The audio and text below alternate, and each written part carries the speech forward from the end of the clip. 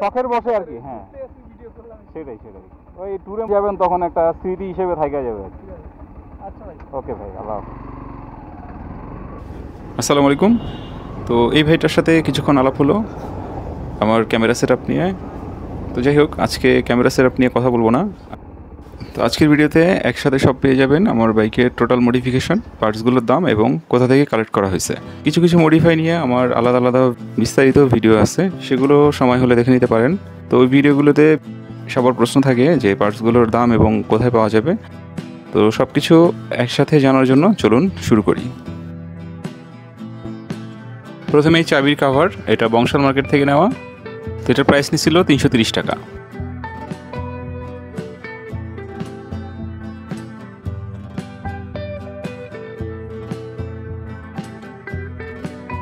এই headlight guard নেওয়া হয়েছিল দারাজ থেকে, ডিসকাউন্টে এটা 650 টাকা নেওয়া হয়েছিল। এমনিতে দারাজের কিছু প্রোডাক্টের প্রাইস বেশি হলেও এটা মাঝে মধ্যে ডিসকাউন্টে দেওয়া থাকে। মাঝে মধ্যে এই প্রোডাক্টগুলোর উপর একটু নজর রাখলে কম প্রাইসেই পাওয়া যায়।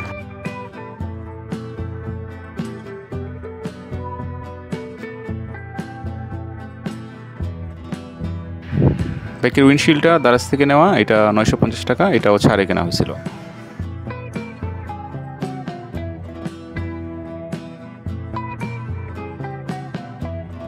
হ্যান্ডেলবার গার্ড, এটাও দারাজ থেকে নেওয়া।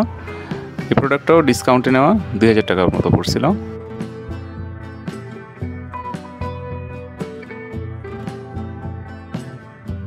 মোটুলফের মোবাইল হোল্ডার, মিরপুর 10 নম্বর মার্কেট থেকে নেওয়া, এটা প্রায় 1250 টাকা।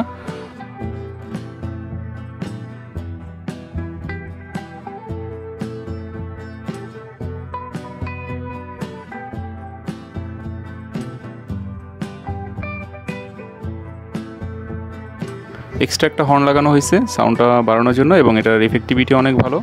এটা ফেজারের, মিরপুর মার্কেট থেকে নেওয়া, এটার প্রাইসও প্রায় 450 টাকার মতনই ছিল। ইয়ামাহার name plate logo, Jessore Anas auto থেকে নেওয়া, এটা প্রায় 120 টাকা। জিনিসটা আমার খুব একটা খেয়াল নেই, তবে এরকমই প্রাইস ছিল মেবি।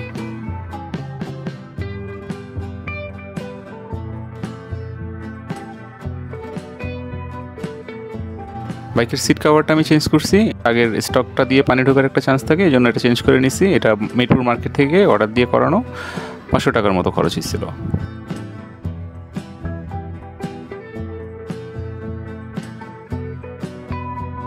ম্যাগাজি ব্র্যান্ডের লুকিং গ্লাসটা মিরপুর মার্কেট থেকে নেওয়া, এটার প্রাইস প্রায় 1950 টাকার মতো।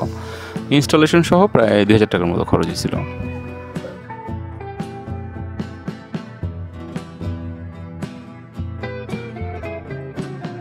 সাইলেন্সার গার্ড, এটা যশোরের আনাস অটো থেকে নেওয়া, এটা প্রাইস প্রায় 600 টাকার মতো পড়ছিল। যশোরের স্পার্কেল অটো থেকেও কিছু প্রোডাক্ট নিয়েছিলাম, তবে আমার বেশি প্রোডাক্ট নেওয়া হয়েছে আনাস অটো থেকে।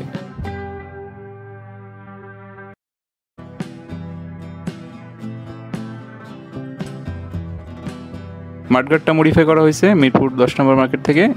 রিয়ার মাডগার্ডের প্রাইস প্রায় ছিল 1400 টাকা এবং সামনের যে ফেন্ডার, এটা এই প্লাস্টিকের অংশটা 80 টাকা এবং রিয়ার মাডগার্ডটা লাগানোর জন্য প্রায় 300 টাকার মতো খরচ এসেছিল।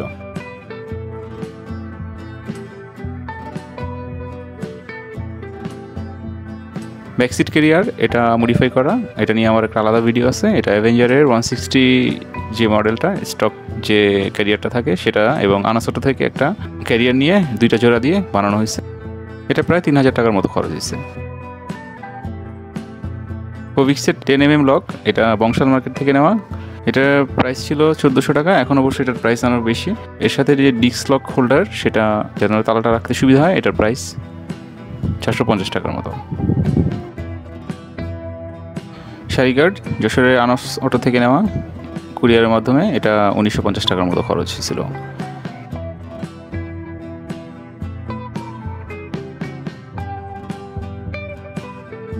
নাম্বার প্লেট কভার, এটা মিরপুর মার্কেট থেকে নেওয়া, এটা 220 টাকার মতো। এটার মধ্যে 2টা কোয়ালিটি আছে, পাতলা এবং একটু মোটা শীটের হয়।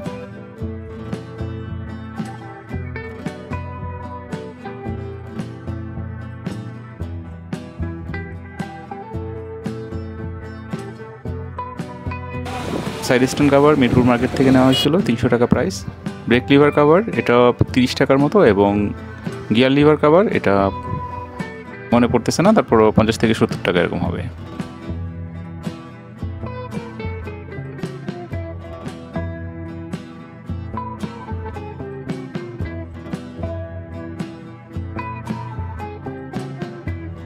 আগের পলিটা তুলে আবার নতুন করে করা হয়েছে, যে কারণে পলি করতে একটু বেশি খরচ হয়েছে, 650 টাকার মতো।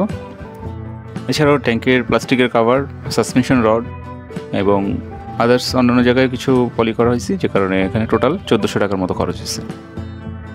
তো প্রাইসগুলো অনেক আগের, আমার বাইকের বয়স প্রায় 6 মাস, এর মধ্যেই বিভিন্ন সময়ে জিনিসগুলো নেওয়া হয়েছে, সুতরাং প্রাইস কিছুটা ভ্যারি করতে পারে।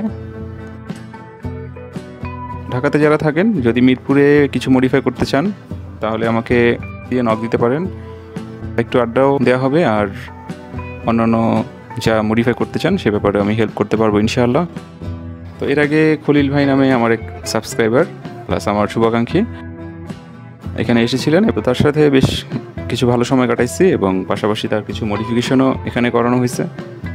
তো আপনাদেরও ওয়েলকাম জানাচ্ছি, যদি আমি ফ্রি থাকি অবশ্যই এ ব্যাপারে হেল্প করতে পারবো। আর আরেকটা ব্যাপার হচ্ছে, মিরপুর 10-এ অনেকেই পলি বা বিভিন্ন মডিফিকেশনের কাজ করে থাকে, কিন্তু সবাই সমান পারদর্শী না, কারণ এই ব্যাপারে আমার কিছু তিক্ত অভিজ্ঞতাও আছে। এখানে আমি অনেক বছর যাবৎ কাজ টাজ করাই,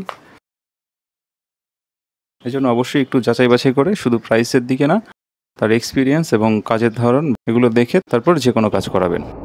তো নেক্সটে আরও কিছু ইম্পর্টেন্ট বিষয় নিয়ে ভিডিও করব, যেমন বাইকের হেডলাইটের আলো নিয়ে। হাইওয়েতে আমরা অনেকেই এই হেডলাইটের আলো নিয়ে একটু ঝামেলায় পড়ি, তো কোন সেট আপ করলে আপনারা ভালো আলো পাবেন সেই ব্যাপারটা নিয়ে আমি ফোকাস করব, এবং আরও অন্যান্য বিষয় যেমন ইঞ্জিনের হিটিং ইস্যু, এইগুলো নিয়ে আলাপ হবে। তো ইনশাআল্লাহ সাপোর্ট দিবেন, সাবস্ক্রাইব করে পাশে থাকবেন ইনশাআল্লাহ। আসসালামু আলাইকুম।